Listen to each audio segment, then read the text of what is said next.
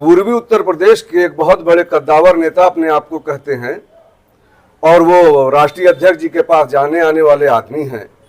उनका नाम जफर अमीन डक्कू। ऐसा आदमी जो समाजवादी पार्टी को इतनी बुरी तरह से पूर्वी उत्तर प्रदेश में क्रश कर रहा और देश में क्रश कर रहा है, वो समाजवादी पार्टी के राष्ट्रीय अध्यक्ष के नाक का बाल में ये बता रहे हैं कि आजम साहब से मिलने अखिलेश यादव साहब इसलिए नहीं जा रहे हैं कि अगर मिलने चले जाएंगे तो काला पानी भेज दिए जाएंगे।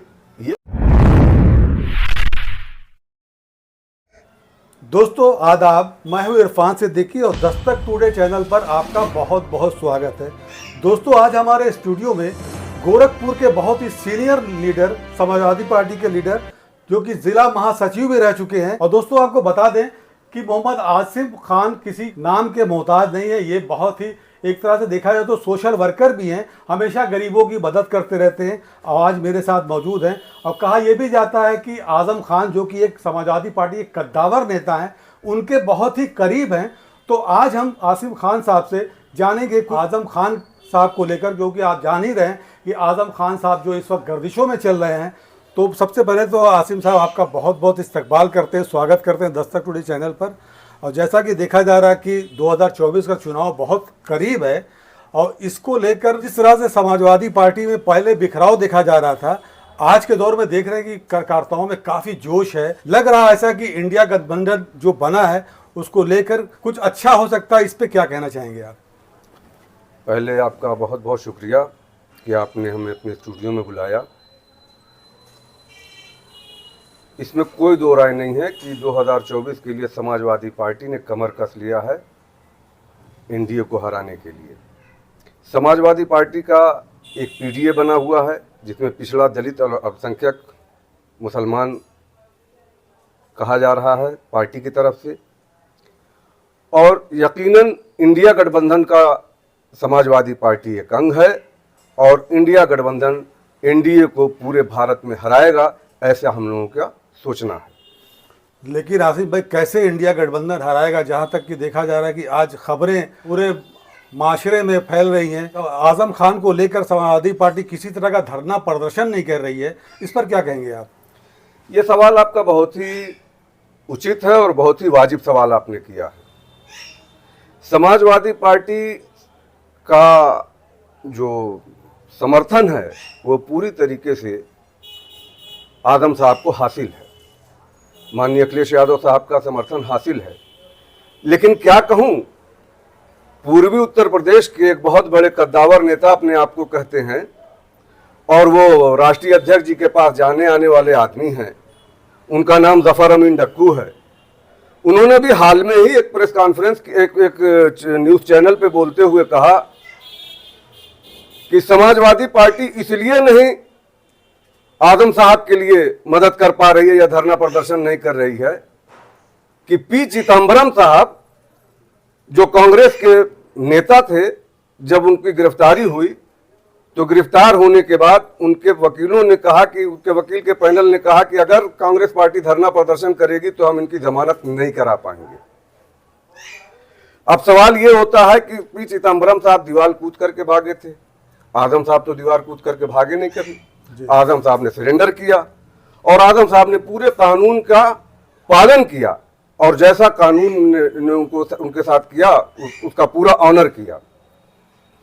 अब अगर ये खुद कह रहे हैं कि उस पैनल के वकील आजम साहब के भी थे, तो उनके पैनल के वकील के कहने पर जो है समाजवादी पार्टी ने धरना और प्रदर्शन नहीं किया, तो ये तो उस बात को बल दे रहे हैं उत्तर प्रदेश के लोगों को कि समाजवादी पार्टी ने धरना प्रदर्शन नहीं किया।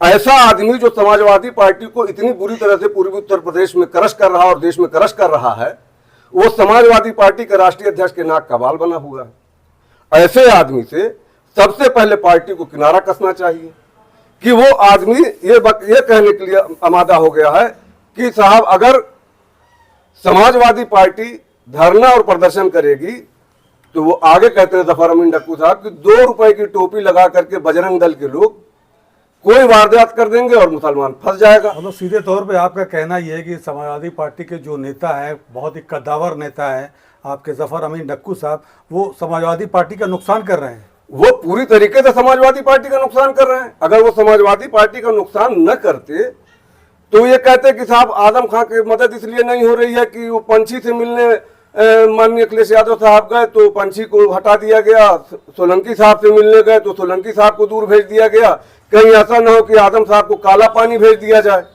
इसलिए जो है वो, इसका मतलब ये है कि वो समाज में ये बता रहे हैं कि आजम साहब से मिलने अखिलेश यादव साहब इसलिए नहीं जा रहे हैं कि अगर मिलने चले जाएंगे तो काला पानी भेज दिए जाएंगे।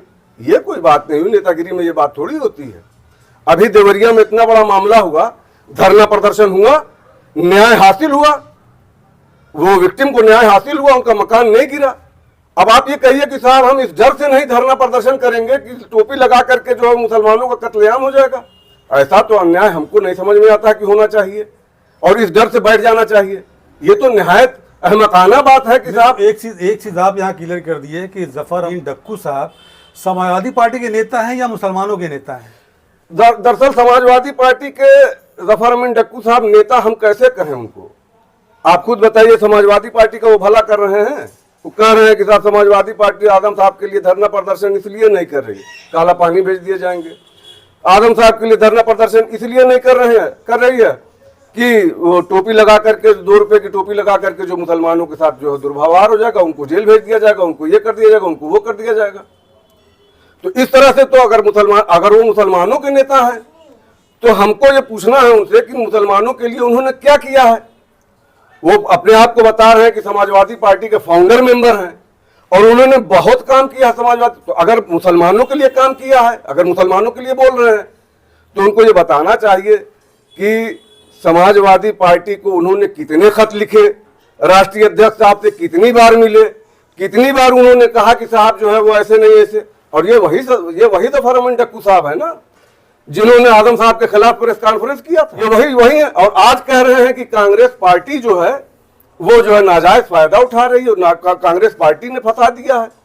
तो कांग्रेस पार्टी ने जिस लाला को फंसाया, जिस लाला का नाम इन्होंने लिया रामपुर वाले का, कांग्रेस पार्टी ने तो उनको निकाल के बाहर कर दिया। लेकिन समाजवादी पार्टी ने आजम खान के खिलाफ प्रेस कॉन्फ्रेंस करने वाले जफर अमीन डक्कू को पार्टी से बाहर क्यों नहीं निकाला? ये पूरे उत्तर प्रदेश के मुसलमानों के मन में ये बात खटक रही है कि आखिर जफर अमीन डक्कू में कौन सी ऐसी बात है और क्यों वो पार्टी के अंदर है, जब वो आजम खान के खिलाफ प्रेस कॉन्फ्रेंस करते हैं और फिर कहते हैं कि साहब आजम खान के बगैर समाजवादी पार्टी नहीं है। ये दोगलापन क्यों है उनका? हासिन साहब, बहुत बड़ा आरोप आपका है और मैं ये कह रहा हूँ कि ये आवाज़ सिर्फ आप ही उठा रहे हैं क्या? और नेताओं को नजर नहीं आ रहा समाजवादी पार्टी में? अगर हमको दिख रहा है तो हम उठा रहे हैं, अगर किसी और को नहीं दिख रहा तो हम कैसे उनको दिखाने जाएं? आप बताइए, हम कैसे दिखाने जाएं? हम तो अपने राष्ट्रीय अध्यक्ष से अपील कर रहे हैं कि वो ऐसे नेता से बच रहे हैं जो ये कह रहा है कि साहब समाजवादी पार्टी धरना प्रदर्शन आजम साहब के लिए नहीं कर रही है। हालांकि देखा जाए तो बहुत ही करीब समाजवादी पार्टी के जफर अमीन डक्कू साहब हैं, उनको बाकायदा टिकट मिला, चुनाव यहाँ से लड़ चुके हैं। आप इस तरह के आरोप क्या सही है? टिकट मिल जाने से क्या कोई बहुत ही वफादार आदमी हो जाता है? हमने देखा है लोगों को टिकट पार्टी से नहीं मिलती है तो दूसरे पार्टी में चले जाते हैं। जी, ये बात तो है। चंद्रशेखर साहब के लड़के हमारे यहाँ राज्यसभा में एमपी हुआ करते थे, आज वो भारतीय जनता पार्टी में राज्यसभा के एमपी हैं। ये कोई वफादारी का तमगा नहीं है। वफादारी का तमगा ये है कि अपनी बरादरी के लिए वो बताने, मुसलमानों के लिए जफर अमीन डक्कू ने उत्तर प्रदेश में, पूर्वी उत्तर प्रदेश में क्या किया है। अच्छा, एक खबर उड़ती आ रही कि आजम खान साहब के ऊपर जो केस है वो हेट स्पीच के तहत उनके ऊपर कार्रवाई हुई है, इस पर क्या कहेंगे आप? देखिए, उनके ऊपर जो हेट स्पीच का मुकदमा चला था उसमें उनका एक्विटल हो गया और एक्विटल के बाद से उत्तर प्रदेश की सरकार हाई कोर्ट में अपील में गई है। अपील में भी क्या होगा ये कोई नहीं जानता, लेकिन आज की डेट में हेट स्पीच के मामले में उनका एक्विटल हो चुका है। चलिए, तो अभी तो हम बात करना आपसे शुरू किए थे 2024 चुनाव को लेके और आपने कुछ और ही आरोप गढ़ दिए। तो हम जो 2024 की बात करते हैं कि 2024 में विपक्ष जो है, यानी कि जो पार्टी बीजेपी है, वो आपसे बहुत ऊपर है, बहुत मजबूत है। उसको लेकर किस तरह की सियासत करेंगे आप कि 2024 का चुनाव की नैया आप पार कर सकें? 2024 का चुनाव की नैया पार तब होगी जब समाजवादी पार्टी के कद्दावर नेता, जो पुराने नेता थे और जो नेता हैं जो समाजवादी पार्टी के लिए मरते और जीते हैं, उनके बारे में सोचना होगा। और इस तरह के नेता जो उल जलूल हरकत करते हैं, आते हैं चैनलों पे बयान देते हैं कि साहब इसलिए नहीं कहा जा रहा है कि आजम साहब को काला पानी भेज दिया जाएगा। आज की डेट में किसी को सुना है आपने काला पानी की सजा होती है? मतलब ये सोचिए, ये अपने आप को कद्दावर नेता बताते हैं, फाउंडर मेंबर, और काला पानी की सजा कब होती थी? क्या ये फाउंडर मेंबर नहीं है? अरे ये फाउंडर मेंबर कैसे हैं? हमको क्या बताएं इनको, फाउंडर मेंबर ये कैसे हैं? ये जनता दल में थे, और जब ये समाजवादी पार्टी में आए उसके पहले यहाँ पे डॉक्टर एहसन साहब जो है महानगर अध्यक्ष थे, उसके पहले जो है आजाद हुसैन यहाँ के पहले प्रत्याशी थे समाजवादी जनता पार्टी के। अब ये फाउंडर मेंबर है कि नहीं है, ये हम कैसे बताएं आपको? फाउंडर मेंबर में हम कैसे बता दें कि ये फाउंडर मेंबर है? अब अगर सब आदमी आजम खान से अपने आप को जोड़ करके फाउंडर मेंबर बनने लगे, अब इनका भी एहसान हो गया क्या समाजवादी पार्टी पे फाउंडर मेंबर का? अरे आजम साहब, ये अच्छा, एक सबसे मजेदार बात ये है, ये बताते हैं कि साहब अखिलेश यादव साहब आजम साहब की मदद कर रहे हैं बड़ी कोर्टों में। हमको एक बात बताइए आप, मैं आपकी मदद कर रहा हूं, आप मेरी मदद कर रहे हैं, हम दोनों एक दूसरे की मदद जानते हैं कि आप हमारी मदद क्या कर रहे हैं और हम आपकी मदद क्या कर रहे हैं। तो वो अखिलेश यादव साहब मदद कर रहे हैं, तो क्या अखिलेश यादव साहब ने इनको बुला करके कहा है कि डक्कू साहब मैं आजम साहब की इन वकीलों से मदद कर रहा हूं? आप बताइए, उन्होंने कहा है क्या कि आप जो है डक्कू साहब मैं आजम साहब को ये वकील लगा दिया हूं, ये वकील लगा दिया हूं, ये पैनल लगा दिया हूं? अरे ये बात अगर अब्दुल्ला कहें, ये बात अदीब आजम साहब कहें, ये बात तंजीम फातिमा साहिबा करें, ये बात रामपुर के आजम साहब के घर के लोग कहें कि अखिलेश यादव साहब ने ये मदद की, तो वो ऑथेंटिक है। ये आदमी क्यों घूम घूम करके कह रहा है? भाई इसको कहां से पता है कि कौन किसकी मदद कौन कर रहा है? ये तो आजम साहब जानते होंगे कि आजम साहब ने समाजवादी पार्टी की क्या मदद किया, और समाजवादी पार्टी जानती है कि आजम साहब ने समाजवादी पार्टी के लिए क्या किया और समाजवादी पार्टी ने आजम साहब के लिए क्या किया। ये दोनों एक दूसरे की अंडरस्टैंडिंग है, और समाजवादी पार्टी का और आजम खान का बाइंडिंग आज की बाइंडिंग नहीं है, तो ऐसी बाइंडिंग है कि नेताजी उनके बगैर नहीं चलते थे और आजम साहब नेताजी के बगैर नहीं चलते थे। ये आज के ये आकर के बीच में क्या साहब ये हो रहा है, ये हो रहा है, आपको पता कहां से है भाई कि आप कहां से जान रहे हैं कौन मदद कर रहा है? ये आपको कैसे पता? क्या अखिलेश यादव साहब ने आपसे बताया है या आजम साहब ने बताया कि आपकी हमारी मदद कर रहे हैं? मदद कर रहे होंगे तो एक दूसरे जो बड़े लोग हैं, बड़े लीडर हैं, राष्ट्रीय स्तर के नेता हैं। अखिलेश यादव के साथ तो अक्सर देखा गया है, इनकी तस्वीरें तमाम शाया हुई हैं, इसका मतलब कि बहुत करीब है अखिलेश यादव की ये। अब इस पे हम क्या कहें, करीब है कि नहीं है, लेकिन करीब का मामला, जैसे आपने कहा कि अखिलेश यादव ने क्या इनसे कहा है, उस पर मैंने कहा कि तमाम खबरें आती रहती हैं कि जफर अमीन डक्कू साहब अखिलेश साहब से मिले, तो बताना चाहिए इनको बताना चाहिए कि अगर ये कहीं इंटरव्यू दे तो इनको बताना चाहिए कि अखिलेश यादव साहब ने बताया कि हम फलाने कोर्ट में फलाने वकील रखे हैं। हमें तो याद है, हमको अच्छी तरह से याद है कि पहली बार जब आजम साहब जेल में थे, सीतापुर जेल में मैं गया था मिलने के लिए, तो उस जमाने में ये चाय पार्टी यहाँ चायपाल चल रही थी जी। तो चायपाल में भी इन्होंने एक तकरीर किया था। ये तकरीर करते थे कि ऐ नौजवान लड़कों, तुमको नहीं पता है, यहाँ बुजुर्ग लोग बैठे हैं उनसे पूछना कि हाई कोर्ट और सुप्रीम कोर्ट में जो मुकदमा लड़ा जाता है उसमें लाखों रुपये और करोड़ों रुपया फीस लगती है। तो आजम साहब के लिए पार्टी जो है वो पैसा दे रही है, आजम साहब के लिए इतना करोड़ रुपया दिया जा रहा, बड़ा पैसा दिया जा रहा। मुझे याद है कि मैं ईद के बाद गया था मिलने, अपने बेटे की शादी के बाद गया था मिलने के लिए आजम साहब से। तो उन्होंने कहा कि भाई, और ये मेरी शराफत है कि मैं डक्कू साहब से पूछने नहीं गया। उन्होंने कहा जा करके डक्कू से पूछना कौन किसकी मदद कर रहा है, ये उनको कैसे पता है, और अगर हमारे ऊपर हमारे मुकदमे में किसी का 10 रुपया निकल रहा हो तो मुझे रसीद लिया करके दे दे, मैं उसका पैसा वापस कर दूंगा। और उन्होंने यहां तक कहा कि मैं अपना एक एक सामान बेच करके अपना मुकदमा लड़ रहा हूं, मैं बहुत ही मुश्किल से अपने मुकदमे को देख रहा हूं, पैसे की बहुत तंगी है।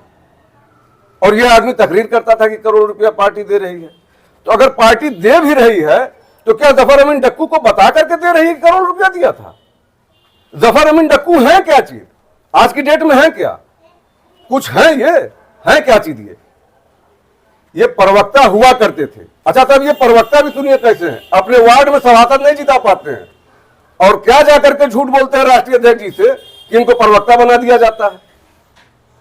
तो अब जफर अमीन डक्कू के लिए क्या कहें? आजम खान के लिए शिकायत करोगे, आजम खान के खिलाफ प्रेस कॉन्फ्रेंस करोगे और फिर आकर के कहोगे कि आजम साहब के बगैर समाजवादी पार्टी चलेगी नहीं। ये कैसे, ये दो मुहां बात कैसे चलेगी? आप बताइए कैसे चलेगी? आज तक कोई चुनाव नहीं जीते, कुरानंदाजी में सभासद बने और कह रहे हो कि आजम खान साहब को आईना दिखाते हो। इस तरह की बात नहीं करना चाहिए। तो दोस्तों, हमने कुछ तो शुरुआत की थी आज 2024 चुनाव को लेकर, लेकिन जो बातें सामने निकल कर आई वो आपने सुना कि किस तरह से एक कद्दावर नेता ने गोरखपुर के एक कद्दावर नेता के ऊपर आरोप लगाया।